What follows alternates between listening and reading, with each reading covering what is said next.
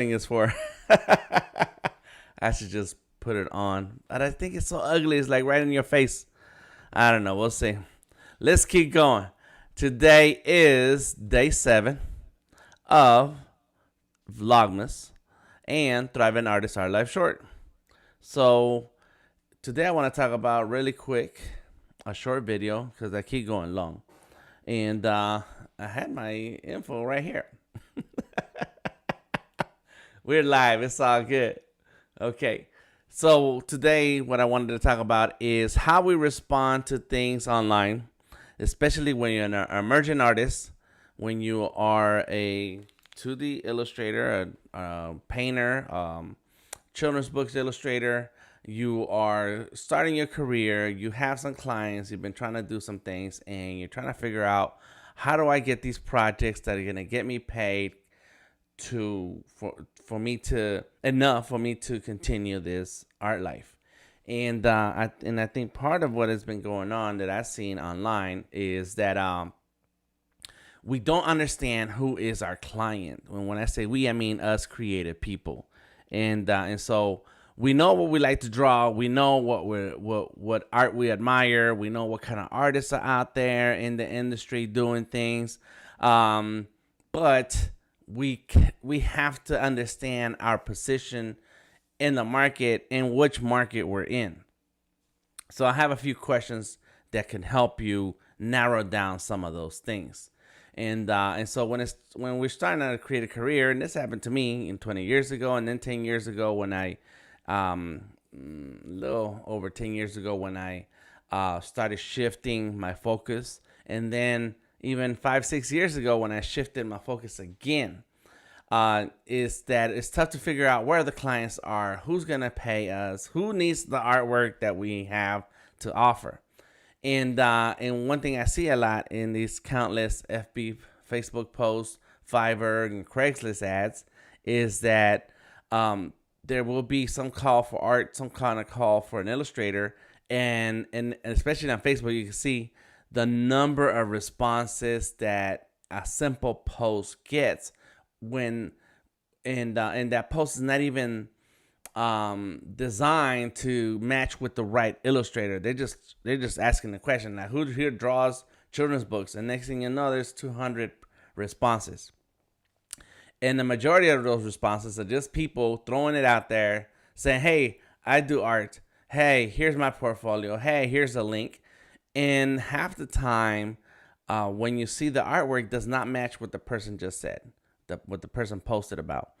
And then the rest of the posts are very random looking responses that do not instill confidence in those who are reading it. And of course, I've been in the business for a long time, so I have a very I don't want to say judgmental. What's another word? What's a nicer word? I can see the detail. I can see what the person's trying to say, and I see how they're not coming across the way they need to. And so before we continue to respond to all of these posts, before we just keep throwing our information out there and saying, hey, who wants to buy art, which is the incorrect way of going about it, we need to ask ourselves a few questions. All right, so here they are. I have to read them because I wrote them out so that I make sure I can say these right. Where does my art go? You need to ask yourself, where does your art go? Is it going on comics? Does it need to go on animation? Is your art style for editorial art? Is it for magazines? Is it for tutorials? Is it whatever? What is it for? What is the artwork for? Where does it go? Do you know where your artwork goes? Instead of just throwing it out there, we need to know, where does your artwork fit? And in a different video, I may go on a longer explanation and talk about my story and how all those things help me. But this is a short video here for Thriving Artists Art Life Short and Vlogmas. What type of projects does my art fit in? You need to know the type of projects that you're working in. So quickly, where does my art go? My art is 2D illustration that goes in branding and marketing.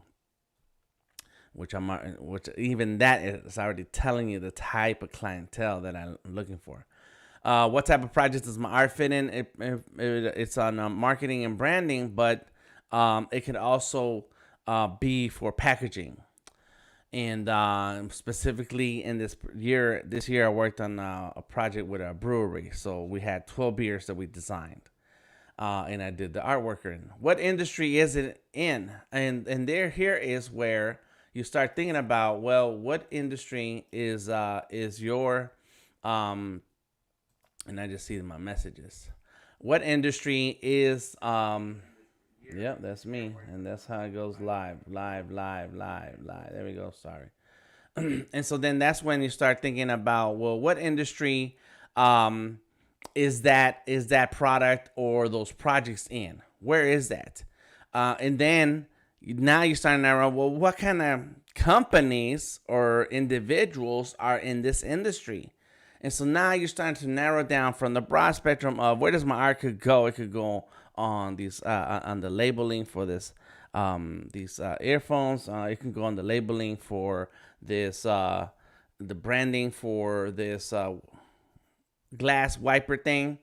Once you go kind of on products and things, then you start narrowing it down and say, well, who's paying for this? What kind of companies are paying for that? And where are these industries at? And then I ask myself the real hard questions. What do I want to get paid per project? And let me tell you, the industry is going to tell you should get paid this and you should get paid that.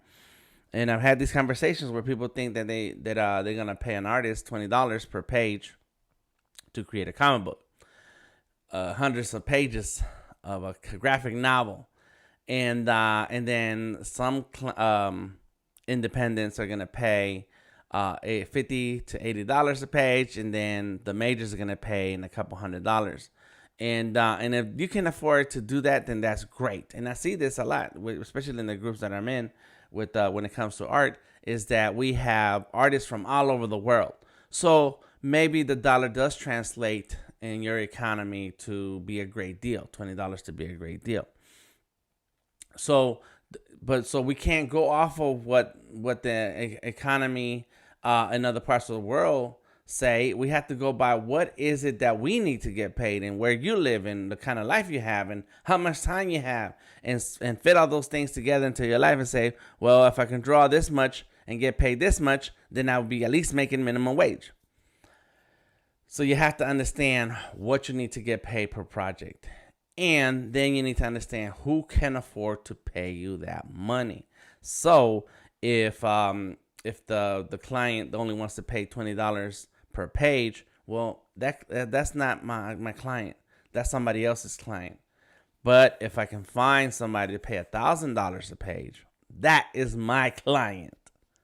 So then after you figure out these things, these answers, think about these answers, then the last thing is going to build on exactly what you have to do next. And that is research these markets, research these projects, and follow everyone in that industry. Once you identified a few things a few answers through these questions, follow everyone in that industry, from the illustrator to the art director to the illustration agent to the creative agency, and then start building a portfolio that's going to match that. That's it. Your portfolio has to match in quality, in standards, and in projects as someone who's getting paid the money you want to get paid. And that's the hardest part, because now this has to come from within, and we have to make that happen without seeing the money that those people are getting paid just yet. I have more to say. We're going to carry this on to the next day. Today is day 7 of Vlogmas, December 7 of the Thriving Artist Art Life Short. I am Delta Tango Mike, and we will be talking again tomorrow. Peace out.